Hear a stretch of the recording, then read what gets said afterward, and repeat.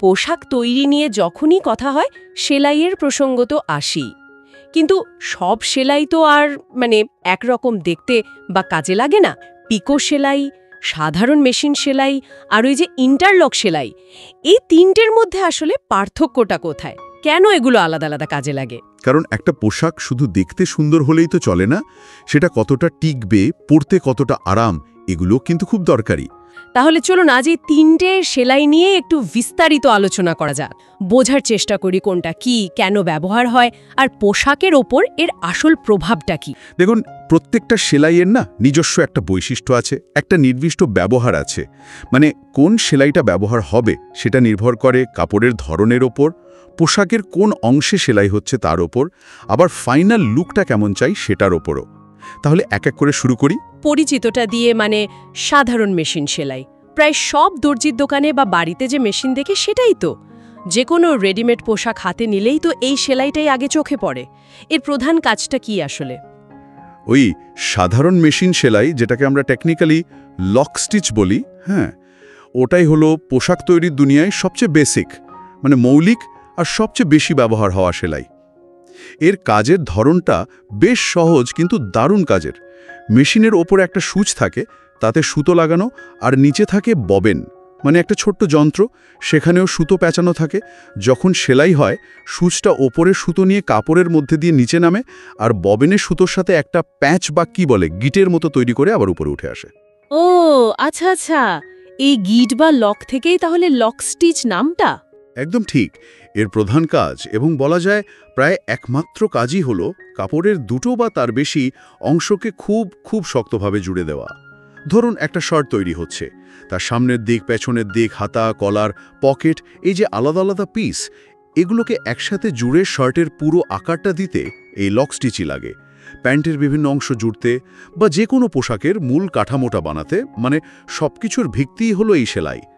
দেখতে সাধারণ হলেও কিন্তু বেশ মজবুত।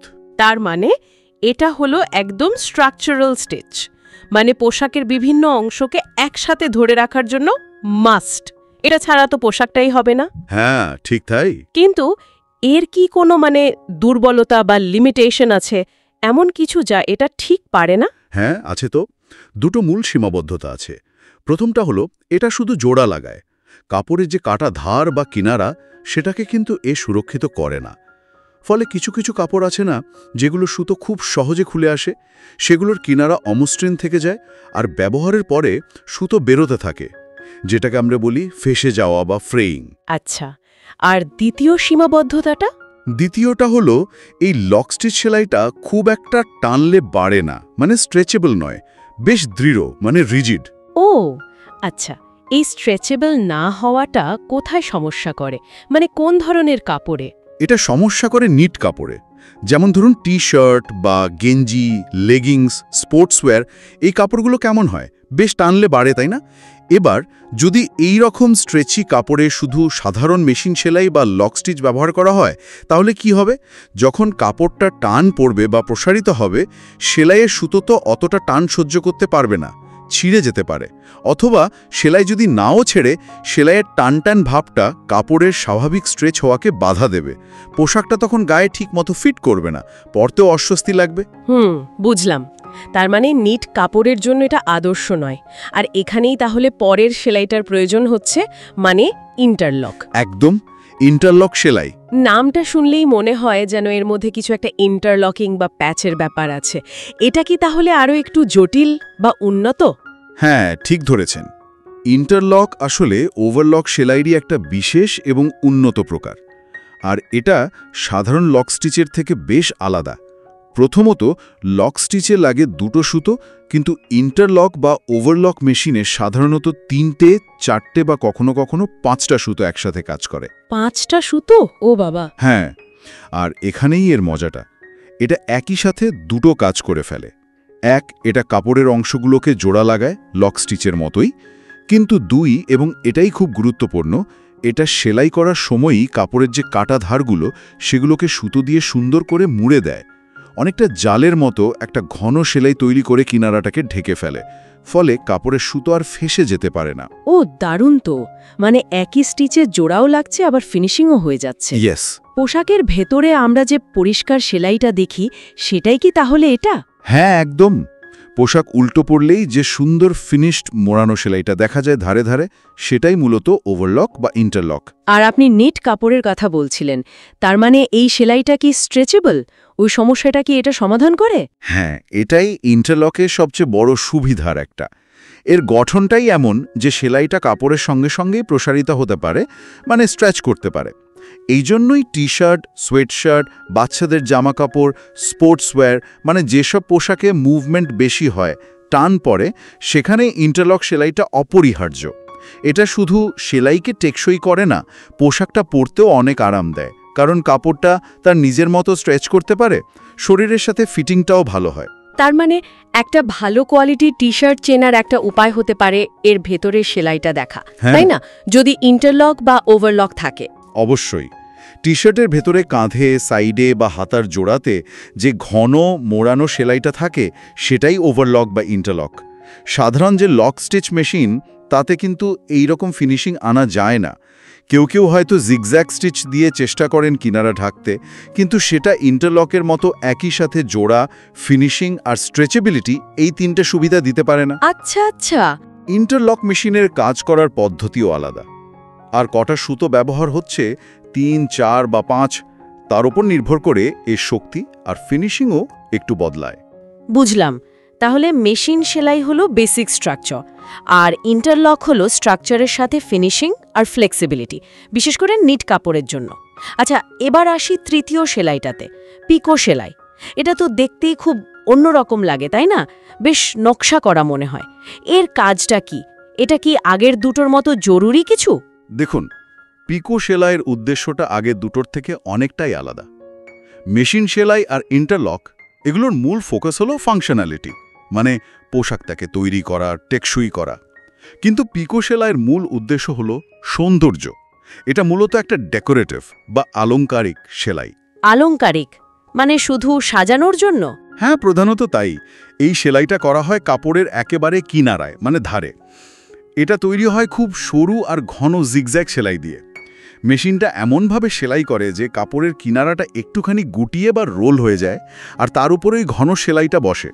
ফলে কিনারায় একটা হালকা ঢেউ খেলানো বা ঝালরের মতো বা ছোট ছোট সুতোর খোঁচা খোঁচা নকশা তৈরি হয়। দেখতে খুব ডেলিকেট আর সুন্দর লাগে। আমার মনে পড়ছে, ছোটবেলায় ফ্রকের কিনারায় বা ধরুন ওড়নার পাড়ে এইরকম ঢেউ খেলানো সেলাই খুব দেখতাম। সেটাই কি পিকো? হ্যাঁ, খুব সম্ভবত ওটাই পিকো সেলাই। কিন্তু এটা কি শুধুই দেখতে সুন্দর, আর কোনো কাজ নেই এর? মানে কিনারাটা কি একটু মজবুত হয় না? হ্যাঁ, সৌন্দর্য বাড়ানোই এর প্রধান কাজ।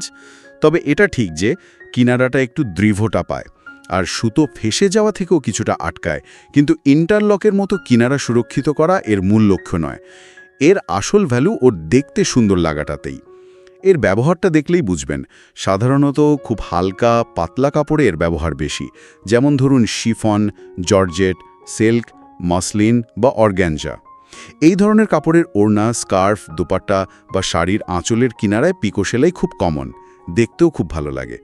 এছাড়াও মেয়েদের ফ্রকের কুচি দেওয়া অংশে, হাতার মুখে বা ধরুন টেবিল ন্যাপকিন, রুমালের কিনারায় একটা ফাইন, সূক্ষ্ম ফিনিশিং আনার জন্য এটা ব্যবহার করা হয়। পোশাকে একটা অন্যরকম এলিগেন্ট লুক দেয়। আচ্ছা, কিন্তু আমার একটা প্রশ্ন আছে, এই পিকো সেলাই কি একটু পুরনো দিনের ডিজাইন নয়?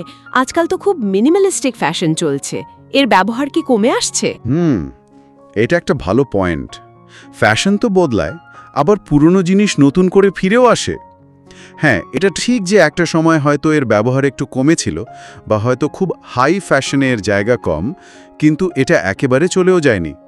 বিশেষ করে আমাদের এখানের ঐতিহ্যবাহী পোশাকে, যেমন শাড়ি বা সালোয়ার কামিজের ওড়নায় এর ব্যবহার কিন্তু এখনও বেশ ভালোই আছে। আর এখন তো আবার ভিন্টেজ বা রেট্রো স্টাইল ফিরে আসছে, তাই এই ধরনের ডিটেলিং আবার হয়তো নজরে আসবে। তবে হ্যাঁ, এটাও ঠিক, এখনকার অনেক ডিজাইনার হয়তো পিকোর বদলে লেজার কাটিং বা অন্য কোনো মডার্ন টেকনিক ব্যবহার করেন কিনারায় অন্যরকম এফেক্ট আনার জন্য। কিন্তু পিকো তার নিজস্ব জায়গায়, বিশেষ করে যখন একটা নরম, ফেমিনিন বা ডেলিকেট ফিনিশিং দরকার, তখন কিন্তু বেশ প্রাসঙ্গিক। তাহলে ব্যাপারটা বেশ পরিষ্কার হলো। 3টি সেলাই 3 রকম উদ্দেশ্য, 3 রকম ব্যবহার। যদি একটু সংক্ষেপে বলি, তাহলে মেশিন সেলাই বা লক স্টিচ হলো একদম বেসিক জোড়া লাগানোর কাজ, পোশাকের মূল কাঠামো তৈরির জন্য। হ্যাঁ। ইন্টারলক বা ওভারলক হলো জোড়া লাগানোর সাথে সাথে কাপড়ের ধার মুড়ে দেওয়া, মানে ফিনিশিং করা। আর নেট বা স্ট্রেচি কাপড়ের জন্য এটা খুব জরুরি। ঠিক। আর পিকো সেলাই হলো মূলত একটা ডেকোরেটিভ বা সজ্জার কাজ, যা কাপড়ের কিনারায় একটা সুন্দর নকশা তৈরি করে, বিশেষ করে হালকা কাপড়ে। একদম ঠিক বলেছেন। যে সাধারণ দেখতে সেলাইয়ের পেছনেও কত রকমের কৌশল আর উদ্দেশ্য থাকে। মেশিন সেলাই, ইন্টারলক, পিকো প্রত্যেকটারই পোশাক তৈরিতে একটা নির্দিষ্ট আর গুরুত্বপূর্ণ ভূমিকা আছে। আর এখানেই তো শেষ নয়, এই 3টে তো খুব কমন সেলাই।